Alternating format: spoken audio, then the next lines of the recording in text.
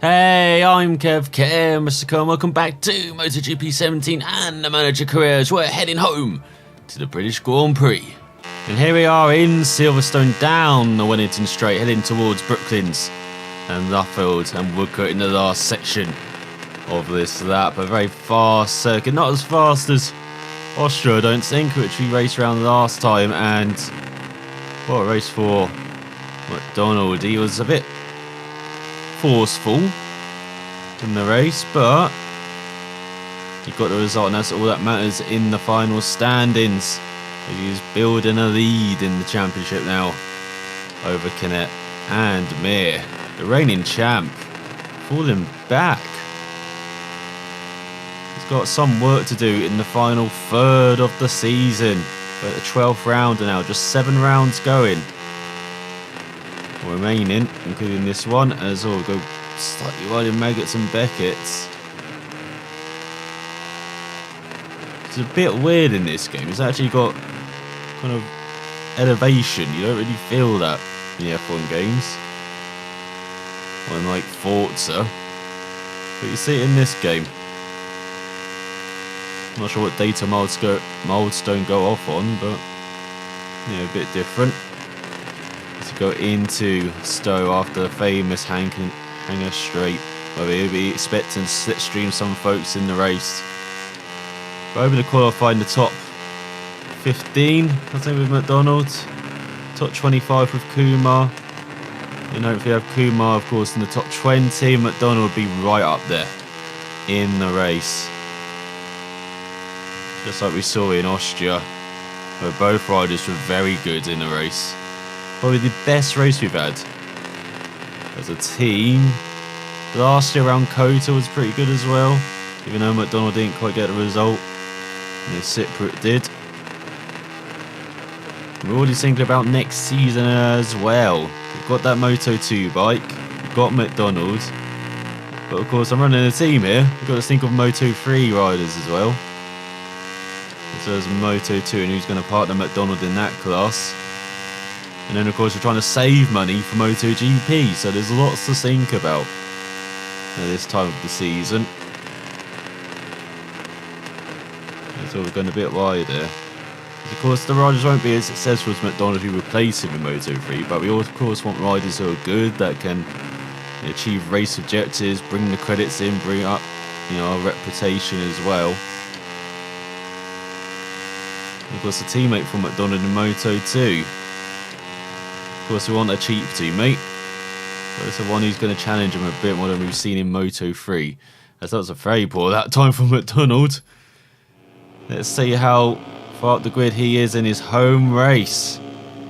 Look at that, 2:13 from DJ Antonio, 2:16.7 from MacDonald. Kumar second off his teammates that time, and we're way down. As in, it's like this Fenati growing pole, he is just from Canet, he's just 1,000th of a second faster than Mir. Over 2 minutes long the lap, and that's incredible between the Spaniards on the front row. Budiger 4th, Martin 5th, McPhee 7th, and Waitin 3rd row. Bashani ran out the top 10. Top Peugeot's Kornfeld in 17th. Top Mahindra's Della Porta in 19th. MacDonald down in 24th on the 8th row of the grid alongside Binder and Arbelono. And Kumar in 29th, just a second behind his team leader on the 10th row alongside Bezzecchi and Paglani. Has finished Patrick rounds out the field. So a poor qualifying for Elusive, seeing both riders down in the 20s in the field, but can they move up in the race? And look at that in the background, it has got cloudy, it has got wet. The track, the British weather is here to save the day, maybe for MacDonald, as he has exceptional nose conditions. As we go back, happy 5th row with Nureddin, Loyalert and Guevara. And there is MacDonald, light still down on the 8th row of the grid. And there is Magnum in 29th with usual suspects and usual suspects right at the back. Some riders ready to go here at Silverstone, and in just a few seconds another great British Grand Prix is about to get underway at this famous old airfield. A very wet airfield as well, damp conditions. It has rained overnight. And let's see if MacDonald can charge through the field as the lights go out for this 5-lap race. He's got super start down the inside of Binder already. They're full high heading towards Copse. So we're already on the back of Cornfeld as well in 18th. Superb start from MacDonald. Already past the top Peugeots, already the top Mahindra. Goes side by side with Cornfeld, goes around the outside of Nuruddin. So that's Guevara, that's De Niro. No, that's Nuruddin. We're just sliding down the inside of Guevara. And there is Loyola right in front. He's got a decent run onto the front stretch, but not as good as Loy. Look at that easing pass. Is that Di Antonio? He got shuffled out by Bastianini, and now we've got Nuruddin on our tail. Got to defend from him slightly. It's Di Antonio. It's a man on an island here. Down to 12th now. MacDonald already made up half the position he needed to. What a fabulous start to the race for the Scot. And now he's behind Loy. Now he's in front of Loy. Sneaking down the inside of the Belgium. Since we moved to the Mahindra, don't seem to be having any problems with him. Might need to make a new alert for someone else. As you can see, the rain is sprinkling down in this race. The track maybe will get wetter as this race goes on. We've got Bastianini in front. It's on the back of McPhee, is that? Or is that the German? It's the German. McPhee's in front of him ahead of Magello. And it's like Finiti's still leading ahead of Canet. So keeping it second gear here to help with the tyre wear. Especially around this track with such high speeds, it could get out of control of the tyre wear. That's allowed Lloyd to have a good run through Aintree onto the Wellington Straight, but the Belgian's not taking advantage of it, is he? He gets down the inside into Brooklands. We're trying to hold it around the outside. Oh, he's got the inside line for Luffield, but is he too far back? He's getting side by side with Lloyd. Look at that nice clean racing between the pair. As he go on to the second lap now, as he smash it through, Woodcock still flat out in these wet conditions. Must be scary for the riders. As Amir is the fastest lap, and then promptly gets overtaken by Canet. And you can see the track is definitely getting wetter. We're going to need a boat soon. MacDonald is very good at rowing. So here comes Loy round the outside into Maggots and Beckett's. MacDonald just holds it though. And the outside, Antonelli did the fast out and opening up to 6th for the Italian. Another impressive opening up there on the KTM. He's not quite getting that run onto Hanger Straight though, for that Titan Chapel compared to the cars. As Mir retakes the lead from Canet, we've got Ramirez past, Di Antonio behind. Hog the inside line here for Copse.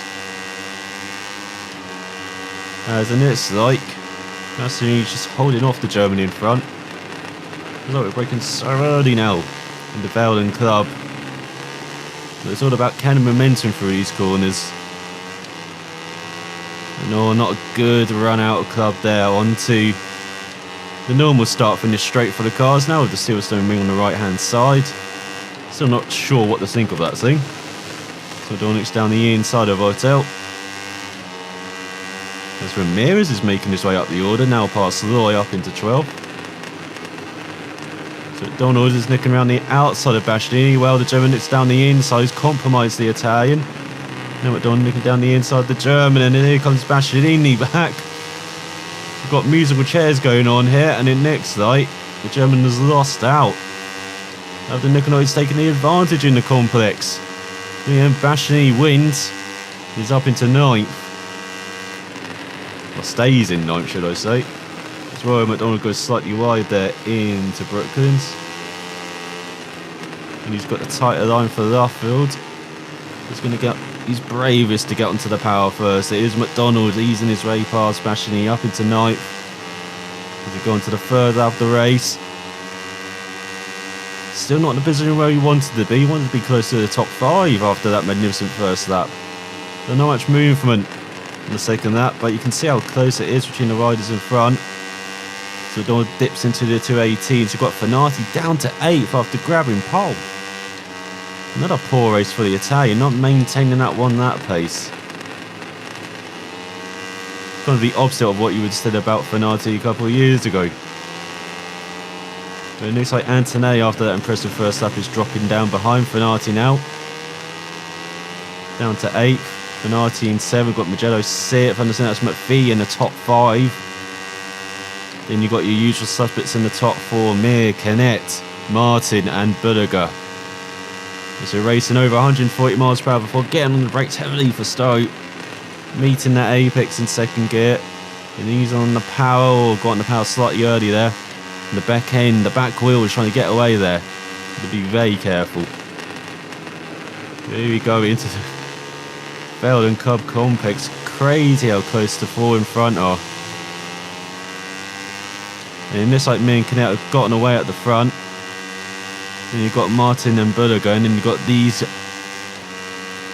mad racers in front, which MacDonald is about to join into, make it 5 now. If he quickly disposes of these racers, still 2 laps to go. You never know what could happen. He mix around the outside of Fenati, down the inside of Antonelli, down the inside of McPhee. Oh, that was very close for the Italians. But MacDonald survives. Now we're entering on to the Wellington Straight. Let's see what this Mahindra can do. Well, not a lot, it seems like. It's Antonelli's blasting behind the KTM. MacDonald again holding that outside the line. But this time he has outbroken himself, and it's like outbraked himself. Still hogging that inside line in the left field. Down the inside of Antonelli. And it's like Fenati's one out of orders, back up to 6th. Still, you got Mugello not far in front of him. And you get some slipstream now down this straight. No, it dives down the inside into Cops. Down one inside of one Italian, almost down the inside 2. As Martin takes 3rd from Budaga on the penultimate lap of the race. The podium is not out of reach for MacDonald. Top 5 certainly isn't, as he takes it from Sky Tyre rider. Back end getting slightly out there, under braking. Onto the hanger straight. Around a second behind the pair in front. And we've got the slipstream of the Sky Tyre rider looking to the outside. This track has definitely got weight, and look at this, it's more for speedboats than motorbikes. He may not be walking on water like he was a couple of races ago, MacDonald, but he's done a very good job. Of course, remember, he qualified down in 24th.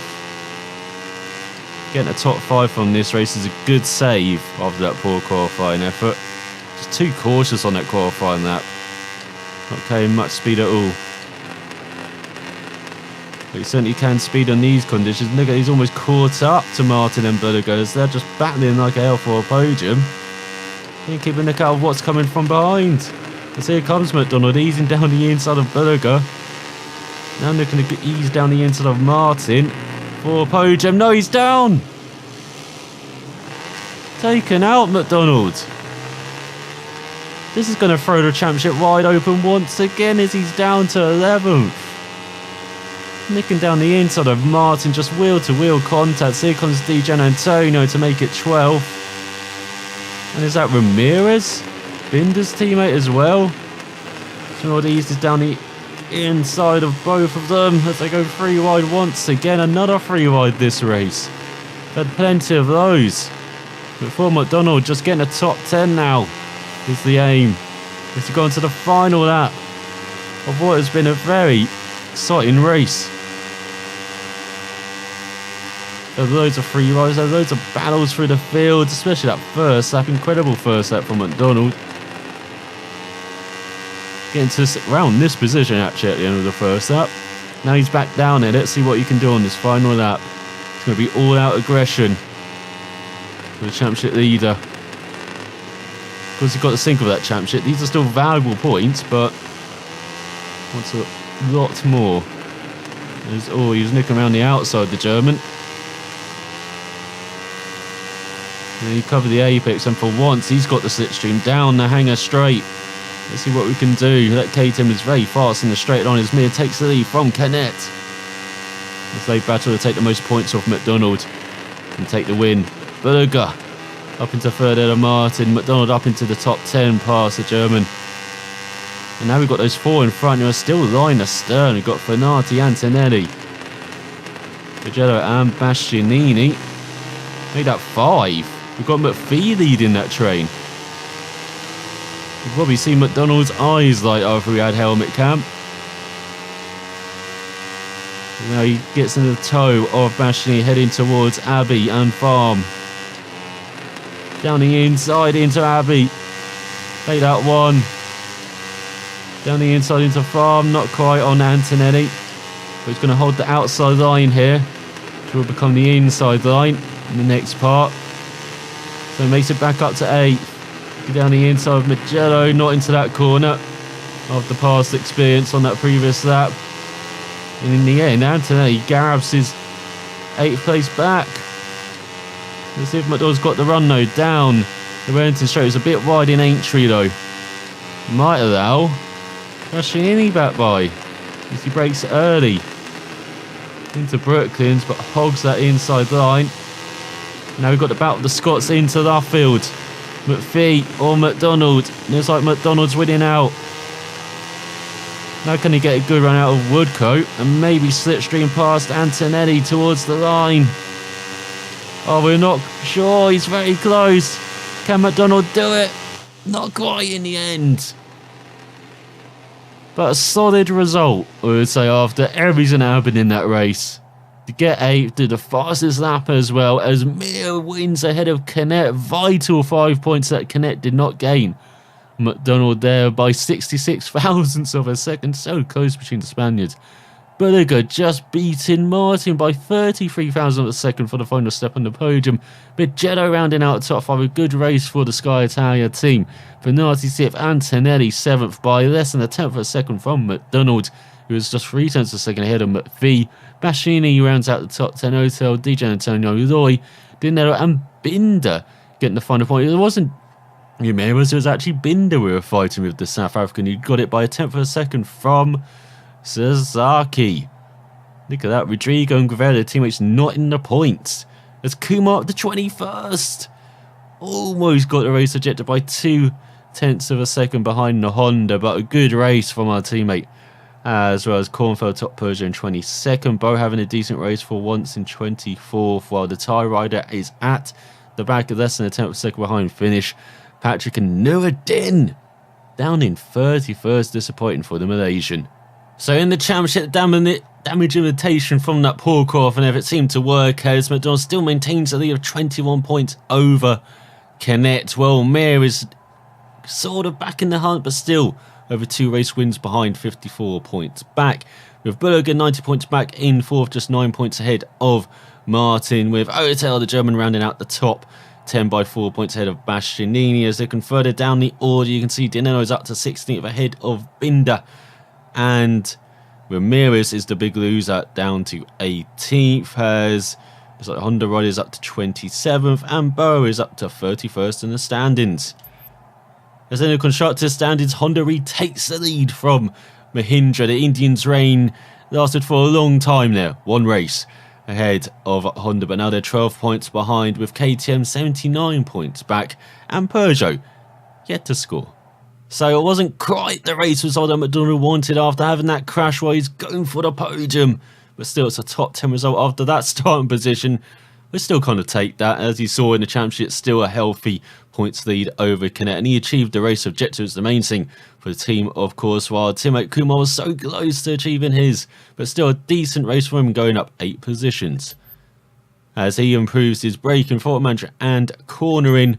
And we've earned a decent amount of credits, less than some races though. And reputation as well, a bit less too. As we've got another transfer window. But I don't think we can afford another bike. As you can see, Kuma's still got the level 3 crew. I'm not sure whether that's actually really helping him, but he does seem to be fighting for the top 20 now instead of, you know, the top 25. So maybe it has helped him, but I want a team that fights for points, you know. Maybe we've got to wait until MotoGP can almost afford a KTM already. I'm tempted to just get like a KTM or a Aprilia just to have a MotoGP team, you know, for MacDonald to step up to before we can afford the likes of a Suzuki, a Ducati, a Honda or a Yamaha. Looking at the stats at the bottom though, the Ducati's a bit off the Honda and the Yamaha, and then the Suzuki's not too far behind the Ducati. It might be worth just going for saving up for the Suzuki and then stepping up to MotoGP with that bike after next season, or it could be the season after. Or do we just, after one season in Moto2, step up and then go on to the KTM or Aprilia? It's going to be interesting to see where our credits are at after MacDonald's maiden season in Moto2, but let's just proceed. We're not going to be making any changes. The bike you have assigned in a category without riders will not be able to race in this category until the next season. We understand that, don't we? Yes, we get it. We're going to proceed. Again, such a disappointing aspect of these transfer windows, like you can't transfer riders in it. It's like you can't at least transfer MacDonald to Moto2 mid-season. Very disappointing, but we're going to end the episode on a high note with an activity day, as our riders can go to the gym, improve their muscle endurance to improve their braking ability by 100 XP, do a sponsored event, get 6,000 credits, do some high society social event and improve our reputation by 500, or do some muscle endurance and improve our riders' braking ability by 20% in the next race. I think we're just going to go with the credits like we normally do. Sponsor event, a decent amount of credits. That is, I think that's more than we earned in the last race in Silverstone. So next time out, we're heading to unlucky round 13 of the season round the Misano World Circuit. Marco Simoncelli, a bit of a kind circuit to MacDonald. So can he kind of bounce back from a slightly disappointing Silverstone round and be returned back to winning race? And for Kumar, can he return to a top 20 finish as well? Find out next time. Thanks for watching. I will see you then.